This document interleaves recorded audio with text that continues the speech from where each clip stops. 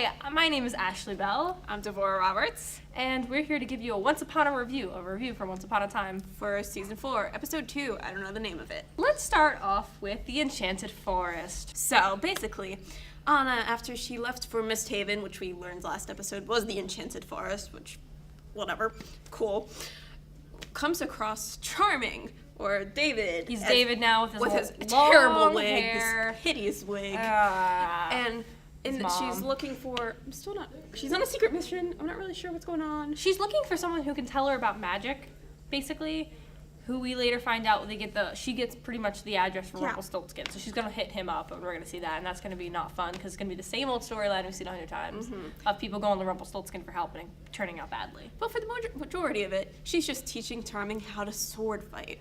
And how to stand up for yourself. And Against little Bo Peep. who's evil, and we just got introduced to, and it was weird. And it was random. I kind of liked it as Bo Peep, out of anybody. It was just so strange. Yeah. I was like, okay, this whole storyline, I was just like, I don't like it. I don't It care. wasn't It doesn't add useful. anything.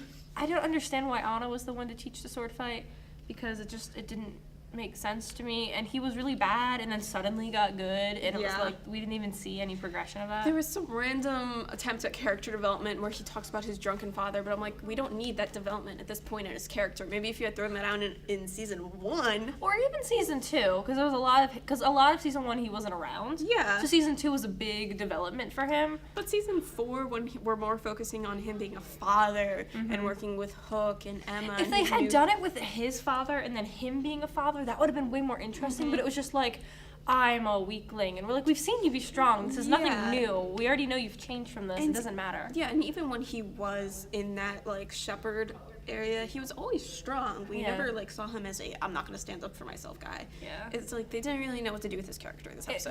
They just needed something, and they had to, I know the reason they did it at that point in time is because they had to do it before Snow existed, because she would look all different because she was still like pregnant and stuff, or like just all the baby weight and everything. So I understand that, it'd be a little weird and obvious, but it was pointless. It was very pointless. I thought the whole fairy tale aspect of it was pointless this season. Basically, nothing happened for the first half an hour. That's pretty much what happened. There's some other stuff happened. Nothing really happened. The second half wasn't nearly as bad, but still.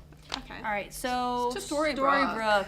All right, we missed like 2 minutes because the power went out or something. And so we missed all of Henry's character development. Except for when he was angsty and I think in a car. Was he in a... No, they were in a diner, I think. Okay, we were in a diner, and Emma tried to hug him, but he wouldn't hug her. And he was just angsty. I don't know.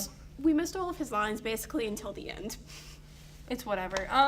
But it was Henry probably being angsty 14-year-old teenager now. I liked it. I think out of all of the stuff in this episode, I liked Henry's parts the best. Oh yeah, same, definitely. I kind of like the walkie-talkie stuff.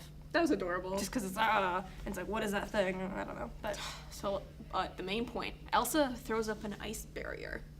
And Emma's trapped inside. And then Emma goes into hypothermia, and then Hook tries to warm her up with his love afterward, but not really. But Emma, basically, David, Prince Charming, was the one who got Elsa to, like, melt all this stuff, because he, like, had talked to Anna and could reference things she said, because Anna's the only one that can help melt Elsa's heart or something. It's so dumb. Elsa's not a good actress. Okay, her accent keeps slipping, and it really bothers me. It's like she's either British or American, and I'm not really sure which.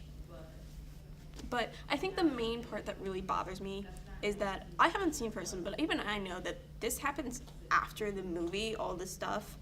So why does Elsa have such trouble controlling her powers? And they give some bullcrap about Anna helps me control them when she's there, and I'm like, what?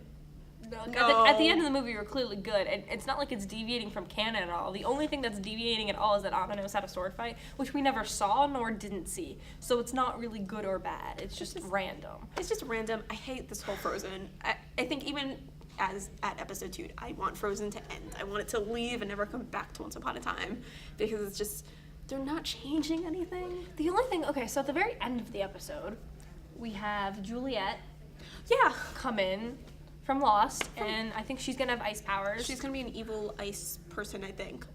But the things, I really love Juliet from Lost. I don't remember her actual actor's name, so I'm excited to see what she can do. I have no idea why they're doing this. It's so random. You know what would have been way cooler?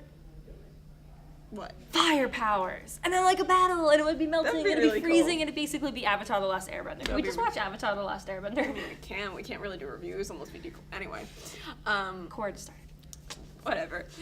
I don't know, it seems really, it meandered a lot this episode. There's nothing I care about yet. The person I cared about the most this episode is actually Snow White and her little shenanigans trying to get the power back on.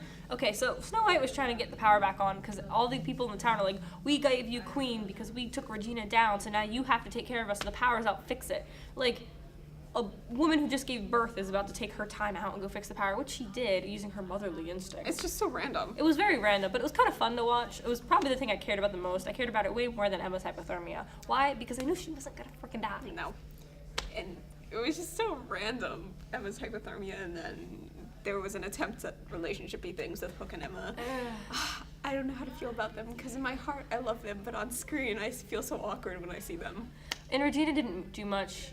She was just like, Henry, don't see me, and then Henry at the very end of the episode saw her, and then she seemed happy. I don't know. That was it. That was all that happened. What? I feel they completely dropped Regina's little plot. I mean, I guess they're gonna bring her back. I guess it's only been 2 episodes. Yeah, they'll bring it back. It's just this episode overall, I'd rate it as a C. C minus. C minus.